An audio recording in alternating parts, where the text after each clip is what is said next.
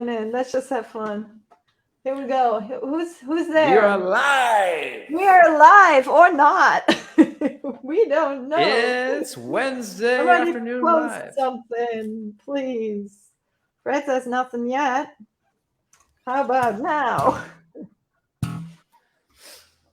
I get the Thou green shall check not mark. They're slap. not streaming live now. We are live. Please comment, everybody. Hey, welcome, everybody. This is Ari, by the way, and Josh Cohen, everybody. I'm featuring Josh Cohen once again on my stream. I am so excited because we're not only featuring him on our stream, we're also featuring him on our courses. There's something cool coming up that you want to know about, so stay tuned. It seems like somebody said, hey, on Facebook. Ha! Hey. Somebody on YouTube, would you kindly Hey, please just somebody. say something? Because StreamYard is going nuts, like completely crazy right now. Look, you got to have some funk, right? That's Oh, yeah, you got to get funky. So, right? Josh, what are we talking about today? We're talking about stank face. Stank you want to face. get funky. Okay, so the one important thing about playing funk is when you make the face, it immediately turns changes much more everything. It changes everything. If you can't play funk and be like, don't work like that. Exactly. It's an attitude. It is an attitude of it's got a little bit of a stink in it. That's definitely, but it's the good kind, right? Yeah, it's kind of it's like a nasty groove. If the groove isn't nasty, then there's something wrong with it, I have a question for everybody here. Who picked up the bass because you heard a funk bass line? Great. And question. If so, which one was it that did it for you? Put in the chat. Chat because I want to know why funk. I mean, I have heard this so many times, and I don't know about you, Josh, but when so many people who told me it was like, I listened to like Bootsy. And then I was like, who is that? I got to find out who that is. And then, you figure out who it is, or, Tower of Power or some band like that, where they go, man, my ear just went to the bass. And that was the moment where I decided I need to pick up the bass, because that thing, whatever that is, just makes me so excited. Is that something you've heard before? I've certainly heard that. I think it makes sense. That's one of the most attractive things, about the bass, and also just the role that the bass plays in funk music. There's a lot of music where the bass plays a foundational and harmonic role, but funk, it does that while also playing a featured role. And there's something special about that. It's not the end all of what the bass is, but it's really important, and especially since like the 1970s, late 60s, a little bit too, starting to where soul becomes funk, that syncopation, everything, that's what it's about. I wish I had the same story, but mine was a little different than that. So. Who did it for you? What's your story, Josh? My brother started guitar. My dad gave me a guitar. I kept losing the pick. I had it for 3 days, and I just kept playing like this. This just seemed natural to me. And then he was like, I think you should have a bass. And I'm like, what's a bass? I didn't even know what it was. And he got this bass out underneath his bed, and it was a 1983 fretless Precision it was converted into a fretless. And he said, this cost me $900 at a garage sale. So you better know where all the notes are and know to play some things next time you come, because, they were separated. So it was basically, I learned some things on it, or he's taken it away. And he'd already taken away a drum set in the past. So that's what sealed it for me. And then it was like, what is this thing? Interesting. Well, very cool. And what was the first funk bass line you ever learned?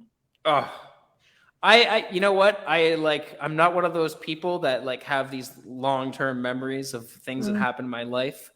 I'm always moving ahead, and but I'm guessing it was probably something funky that Les Claypool or Flea played.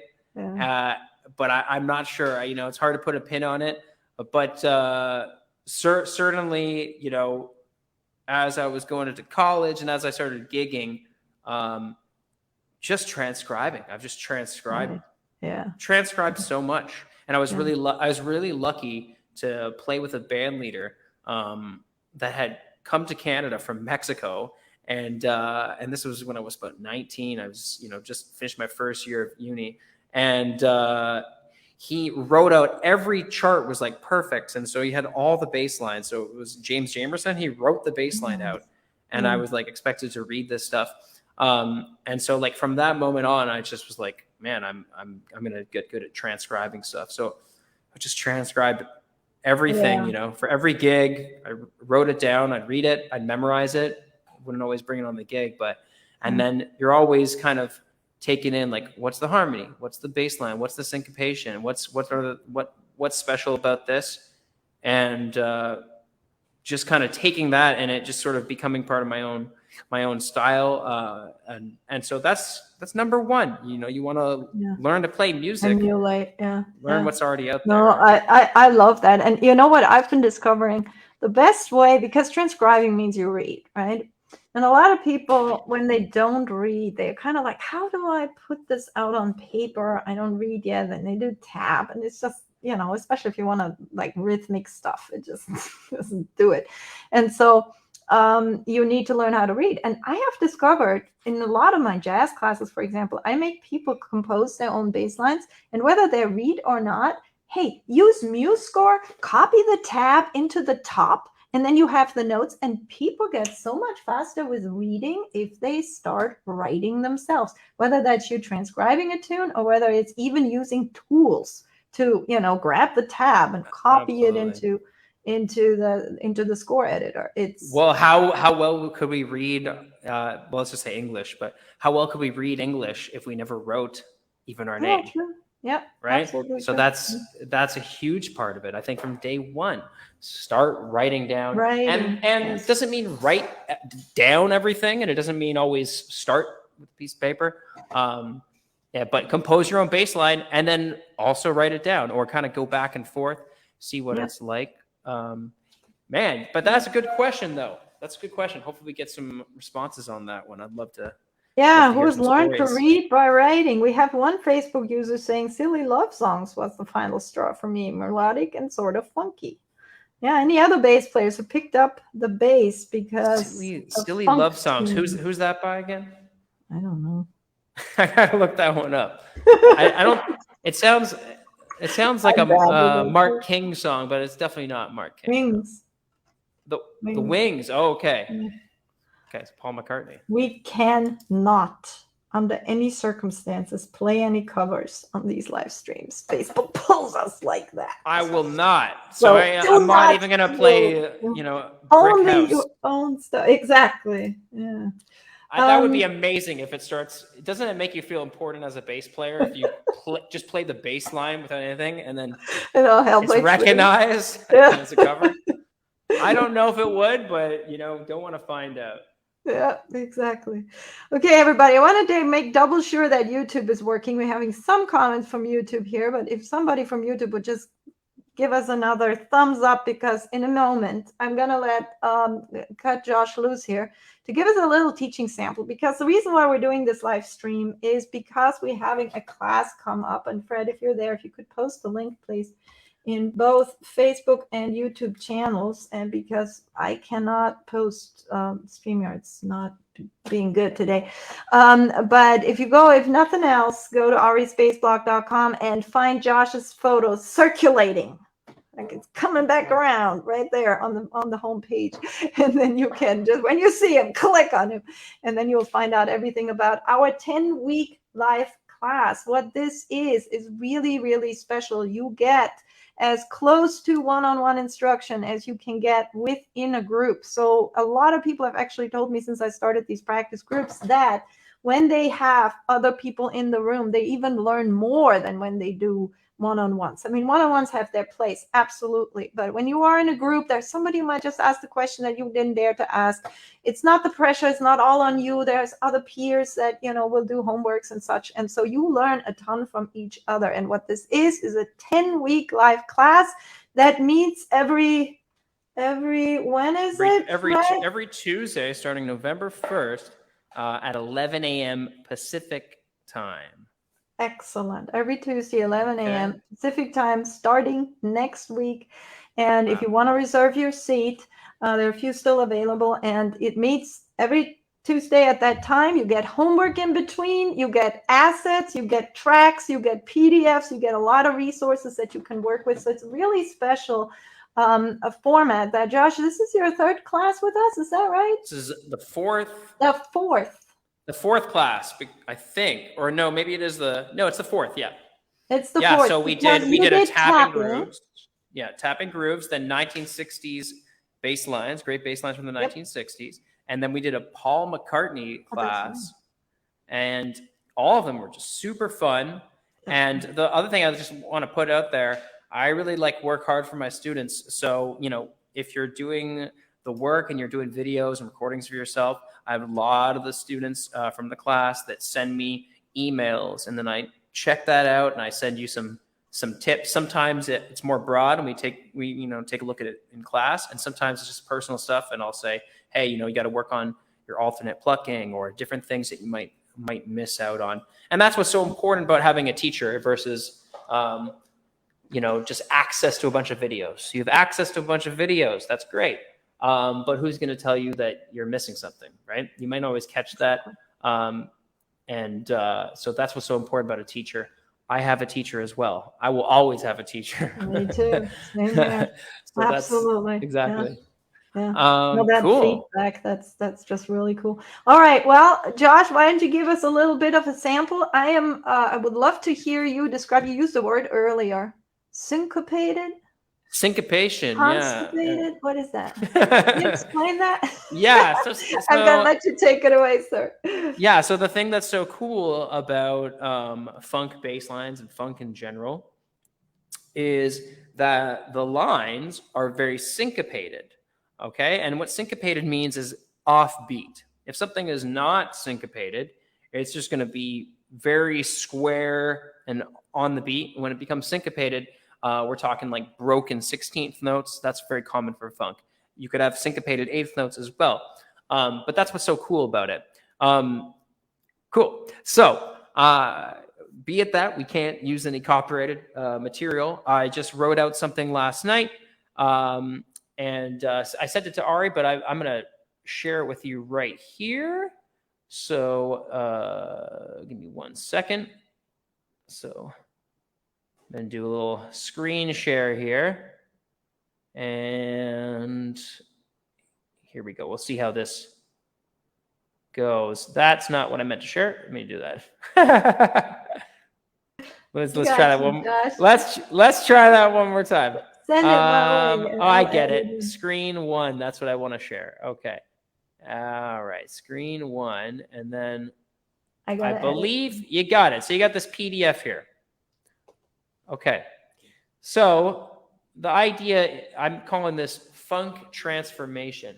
So in music, there's concepts of tonal transformations, rhythmic transformations.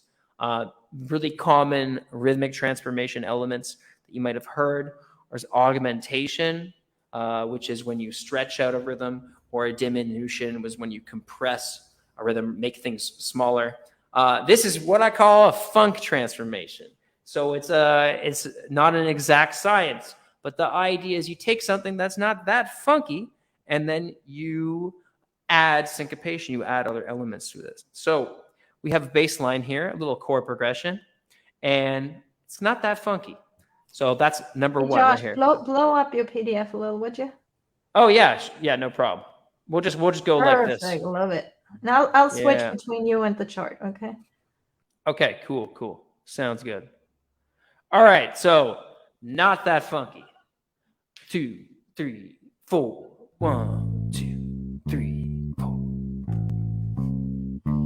All right. I mean, you could have some guitar parts. You could have drum parts that make it kind of funky.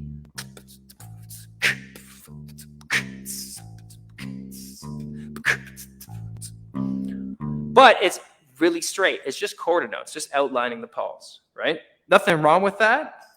But like I said, it's not that funky. So then we get number 2, a little more funky.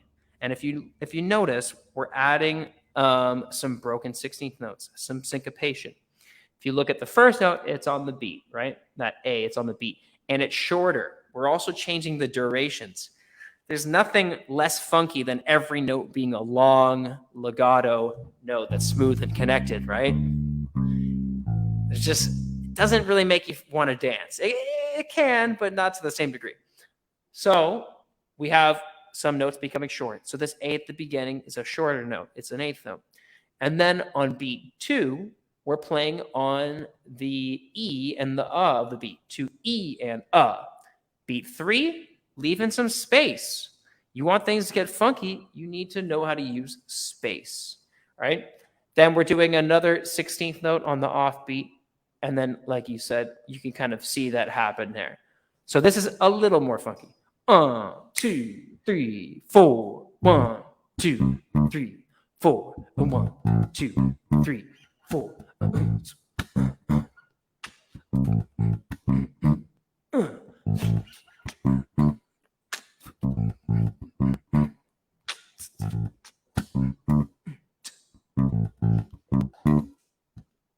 But I just want to play more. That's what happens when you get a little funky. It's like you want to go a little further, right? So this next one, calling it the funk Goldilocks zone, right? So you know the story of Goldilocks and the family of bears, right? And then she's testing out the porridge, and this one's just right. We also say that Earth is in the Goldilocks zone of planets, right?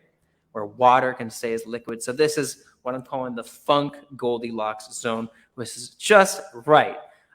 This is sort of in the context of, if you're not the featured part or there's other interesting things, you don't want to be too busy, right? So this is sort of a funky line, and it's got kind of a little, I would say something that could be a unison line at the end there. But you can see the syncopation gets a lot deeper. All right, 1, 2, 3, 4.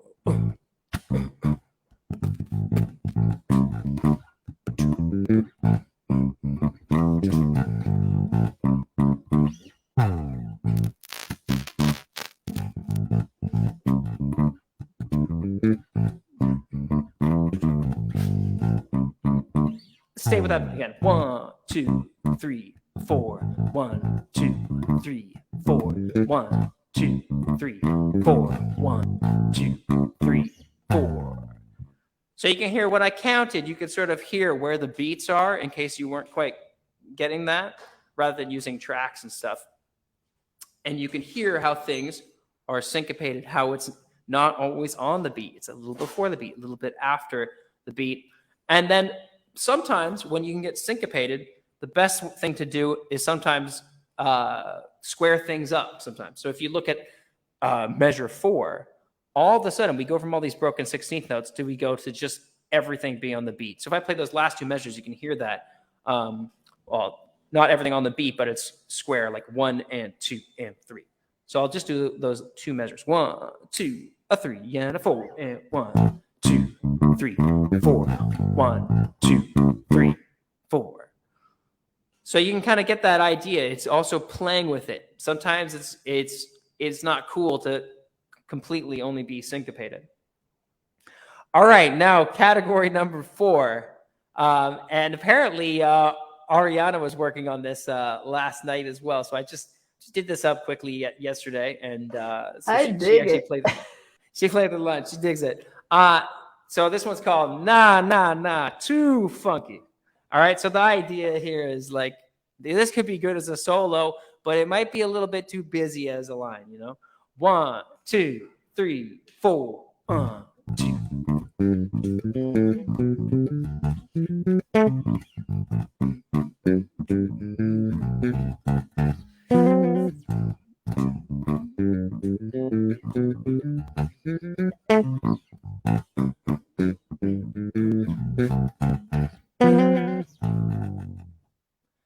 So you can imagine if maybe there's a singer, there's other things going on, that might be a little bit too busy. But it's got all those elements, a lot of syncopation.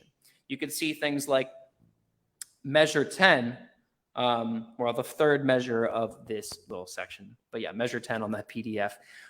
You can see how we sort of do a pickup, and we kind of anticipate on the measure before getting to the root A. And then you could see how everything's delayed and you're not playing on beat one. And so some of this is, it's achieved by thinking about things in an analytical way, of course. And obviously I made a mistake. There's no pull off here on right there, but that was a copy and pasting error. But an analytical approach can be useful, but the most useful thing is the more you transcribe and the more you learn some of the great bass lines that are out there. Nathan Watts, Rocco Prestia, a newer bass player, Joe Dart, great bass player. Learning what they do, and then it sort of by osmosis comes into your playing, but also thinking critically about it. What is it that they're doing? Where are they syncopating? What's the line? How do I use that line? So this is one of many things, is just taking something that's not funky, making it funky, analyzing it. What we're going to do in the class, very similar to some of the other courses I did, is every week we're going to try to study one new bass line that's already a popular bass line. So it could be a Joe Dart bass line. I have a lot of ideas already. And then what we do is you get a transcription, we learn it together, kind of walk you through it, or at least part of it. And then what I'm always trying to get you guys to do is do application. Steal something from that line. All right? Like take some licks, take some tricks, some concepts, and then see if you could apply it to another chord progression. And that's part of the process. And man, it's super fun. So for me, I just want to do this exploration together with you guys because it's just so fun. Transcribing and learning music is, it's a gift to be able to spend one's time doing that. And it's just, I can't wait to do it together with you guys. Any questions, comments?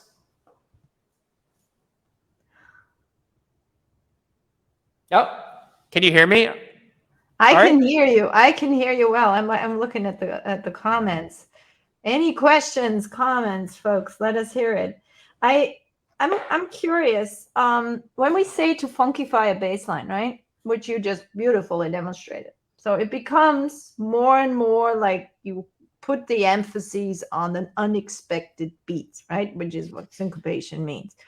And but don't do it like if you do it every time, then it loses. Too much kind of icing. Like playing fast, right? If you only play fast, it's meaningless if you don't play slow. You want to have that contrast between an upbeat that's unexpected and a downbeat, right? Yeah, that's that interplay between the upbeat and the downbeaty stuff that makes your body go, oh, I expected it. Oh no, oh, it didn't, right? And that's what kind of creates the funk. So how experienced do you need to be for this course? Says a Facebook user. We can't see your name, guys. You have to tell StreamYard who you are, apparently. And apparently they're asking you who you are. I don't know if no influence on that. Yeah, I guess I'll take that one. Go for it. So just like the other courses that I did, there's a range. But what I'm hoping is that you understand how to read 16th notes. It doesn't mean that you're a great sight reader. It just means that you are knowledgeable enough to sort of break it down. That's sort of the entry level that we are hoping for, so that if you have a simple, measure that's written out, you have the tools to figure it out. And we will further break it down together. And I focus a lot on learning how to count out loud while playing, even if it's just for exercises, not always for bass lines that you're learning, but I'm a huge proponent of that. And yeah, so if you're someone that says, hey, I've learned some funk bass lines before, and I could read it, but not sight read it, just slowly, methodically figure it out. That's the level we're looking for, which is, pretty much what you see with a lot of players who have been playing for a couple of years with a teacher or something like that. That's kind of where we're at. What would be a sort of a tune that you could say, well, if you can play that tune, then you're good to go? Right. Yeah, like that's a good toughest tune you got in mind. Well, maybe an easier one. So if you could play something like Cold Sweat, like Bernard Onum's line, so the Cold Sweat Part 1, that's sort of like the beginnings of funk. It's like funk, is it soul? Is it, so like something like that, which I can't show it. Yeah, I can't show No, anything. can't show. So yeah, so but that would be, I can't play it. I can't show a PDF of it, but that would be something that would be along those lines, because there will be some bass lines that we're going to do that'll be really simple, and there'll be some that are more complex. And the more complex ones, the ideas for you might focus on a couple measures and just treat that as everything. I love that. Someone else might say, I'm going to learn the whole tune and memorize it and play it in 12 keys and upside down and inside out and whatever. Sure, that's fine. So it's always like, you have to find your level, and that's always the way it is in a class setting. And so I'm also a huge proponent of also trying to have private lessons when you can do that as well. So, but if you're able to do the combination, that's the best, right? I think it's, if you are more on the beginner end of things and you just like this kind of music and would like to get into it, there are ways to simplify the things. I do that in my practice groups as well. Some people who have a lot of facility will just go in there and do a lot of fills and do the whole thing or the whole tune or whatever. And somebody with more basic facilities just focus on 2 bars, man.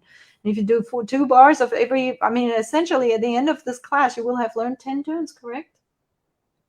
It'll be at least 10 tunes. I mean, it's hard to say. So, when we did the Paul McCartney class, we ended up doing like 9 tunes because one of them was just, was pretty busy. It was, and so we spent 2 classes on it. Right.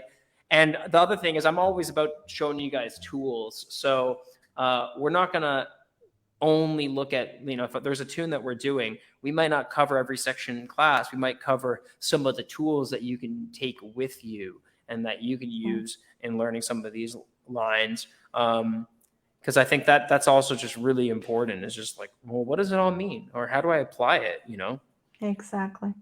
And you mentioned counting earlier. I will say that folks who have done my rhythm class, this would be a perfect segue. Because we do a lot with 16th notes. I don't use counting that much. I use counting to just sort of find the lay of the land. Then we use syllables or words, but same idea. And it is just a wonderful way. I break it down into 16 rhythms. And then we're going to call it rhythm matrix. Or a couple that can be written in different ways. But then you can this is application galore of that stuff. Yeah, no, I heard about that. A few students in my last class are raving about the rhythm matrix course, and so that seems really cool. So also, if any of you guys from that course sign up, and you can translate it and be like, hey, this is if you use some of the words. I know there's like movie is one of them and stuff. Yeah. And so there's words, and that's cool because it's kind of connecting rhythm to our language centers, which is also another thing. It's always cool to check out is the Indian system of Solkatu and Konakol, which is also a similar thing. Not words that you recognize, but also syllables. I tried syllables for the longest time, and a lot of people are just in the West are just so not used to it. Yeah. So, if they go takadimi, that's just weird to them. If I go polytonic, then they can. Polytonic is our 4/16 notes, right? But, yeah. University. Yeah, right. Amsterdam, right? That's my favorite one. Yeah, very cool. Well, anybody have questions? We have Magnus from Sweden giving us a shout here. Hey, Magnus. How you doing? Course. Yeah. Big shout out to our good friend Magnus. He's also somebody I highly recommend you check out. We have done a course together. Greetings, Ariana. And Josh says, YouTube Charles. Hey, Charles. My name is Charles. Moro em Sao Paulo, Brazil, my favorite country. Love Brazil. Tour, that was the last big tour I did before COVID hit. Oh, super cool. Yeah. Jealous. So jealous. So with Stu Ham. There's a really, really great bass player in Brazil, Michael Pipoquinha. Oh, Pipoquinha. Yeah, he's amazing. Oh, he's perfect solos. But I have to amazing. In Brazil, it seems like everybody has a guitar. It's like bass, guitar, whatnot, and it was amazing. Yeah. I was with Stu Ham. We were doing a couple of solo shows. I remember bass players were driving for hours to meet Stu, and they all come. They played his lines, man, and they were super excited to meet him. And it's a Wow, great country full so of music. So cool. big shout out, And Josh. good company for the trip, I'd say. Absolutely. Oh my God, we had a blast. Let me see what other. Let's do one more of the questions that we what we were thinking of. So what makes the bass line funky? You were already talking about that. In your class, so you'll be teaching a lot of tunes, right? But along with learning a tunes, and I'd be curious what you think of that, Josh. Not to make it too philosophical question, but there are some people who learn just by copying tunes, right? And somehow they make this invisible jump over this canyon that all of a sudden they start being able to do their own bass lines, right? And come up with their own stuff. But there is a way, and I know because I've heard the comments from some of the students that were in your Paul McCartney class or in your 60s class, that you can learn a tune in such a way that you don't just take away where the notes go when, and when the verse comes and when the chorus comes, but rather where you feel like I can begin to play a little bit in the style of that person. And if you shine the light just right on the tunes that you learn, are you planning on doing some of that? Absolutely, yeah. So I do these things called application assignments, and it's basically, I kind of alluded to it earlier, but often in like a cool bass line or a melody or anything, there'll be interesting motives or like a motif that's catchy that you like, right? So that maybe uses a concept, or sometimes just verbatim, like this really cool rhythm and how it's playing on the chord. And then I like to say, okay, now take this other chord progression. And it's an example because you could also apply it directly to things you're doing. If you're already playing in some bands, you could be like, how do I take this and then apply this over a chord progression I'm using? And the idea is that, so let's say it's a blues, like a funky blues. Then it's like, how do you change that bass line in a way that you could do it over a funky blues? There was an example in the video promo, that teaser that we did for this. That's an example of that. And I took Joe Dart's bass line from 1612, which was a tune that Wolfpack did back in like 2014, I believe, or something like that. And so I took the main motive, which I shall not play here, and then applied it over a blues. And I could kind of jam that out, but I wrote it out in a way that you could see it. And so that's something I encourage. And it can be a very intuitive, loose process, or it could be get right down to the nuts and bolts and very, very analytical process where you write it out and you think about it and you listen it back and you say, no, I don't like that. I'm going to change this thing. So I think sometimes our expectations, we might say, yeah, but I want to be able to improvise this stuff. Well, it's like, if you want to improvise something, then write some stuff. And then what's going to end up coming out when you're improvising is that stuff that you just kept forcing into your brain, that you kept exposing yourself, everything that you've lifted. And so that idea of like, there are other players that never did any formal lessons at all and just learn music by ear, and then they're really good. I mean, I've heard, I could think of some names of some really good players that did that. But even when you get in, when you find out more, it's like, well, they kind of they still learn concepts. And then sometimes people, they learn theory, but it's their own version of theory. It doesn't have the same name. They call it whatever it's the shape that they remember. Or if I may just briefly interrupt you, they were 2 when they were doing it. They were exactly, and they did it for like 10 hours every single day, and they were absorbing it so much that exactly. And you know what? So I can't be the guinea pig for that myself. That's too late for me. So I teach what works for me. And yeah, so that's what I advocate for. But absolutely, 2 really important things in your playing is learn the music that's already out there, right? Lift, transcribe. And that doesn't mean just writing it down. That means memorizing. That means try to reapply it, sing it, play it, everything. And then also play with people. That's a huge thing. We don't always have that outlet, but it makes a huge difference. If you're playing and you're doing gigs, whatever those level gigs, or you're playing with people, that will absolutely kickstart your learning and put you on a much faster track as well. So yeah, get a teacher, take lessons, study, transcribe, and play with people. There's nothing like that peer pressure. There's nothing that will beat that idea of like, oh shoot, I got to play in front of all those people. Oh man, I don't want to lose the gig, right? Yeah. That you can't beat it. Oh man, it's Tuesday and it is time for Josh's class. And, I have some homework I'd like to present. So that's another thing. So I try to put that performance element in the class. So, every week there's an opportunity at the beginning of the class to share. And that could be sharing what we've done in class, or it could be something else, as long as it's related. So if you get up and you play Girl from Ipanema or something like that, and we're doing a funk class, that doesn't make sense, right? So you can funkify it. If you funkify it, then yeah, girl. so yeah, we try to keep it relevant, but totally cool. So some people in the past, have been like, hey, this is actually a bass line that I played with my band, but it's similar in style to such and such, whatever. Love it. And that's great to kind of share that stuff at the beginning class. So yeah. And it's, if you're on the fence, if you feel like it's going to be too exposed or whatever, just know that, oh my gosh, maybe I've never done a Zoom played in front of people, whatever it is. Don't feel weird. We got you. We know what it's like. We have a lot of experience. So make you feel comfortable for sure. Yeah. Absolutely. Josh is such a tough teacher. It's like, it'll come at you. No. I'm pretty relaxed. I say at the beginning, I don't want anyone. It's okay if you're running behind in the class. Just we don't want anyone to fall behind. I think there's a difference.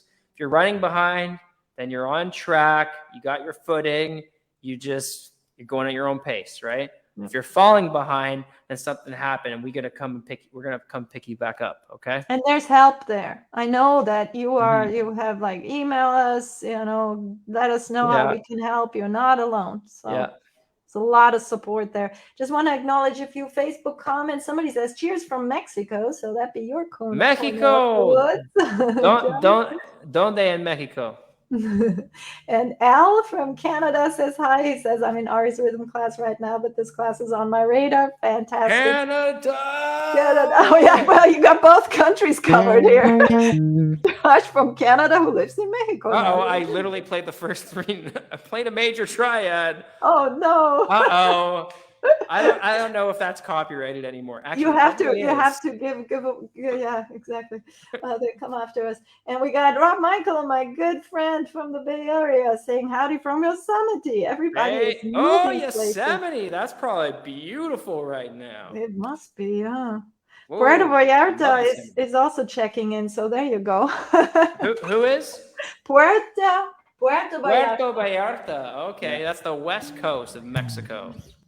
Very well, cool. Everybody, we got the link for you in the chat. I am going to ask Fred once more to please post that. If you're on YouTube, just go to arispaceblog.com. Another thing that I want to put your attention to is on your top left, top right. Where is it? On your screen, top right? I don't know which direction it's going. Somewhere up there.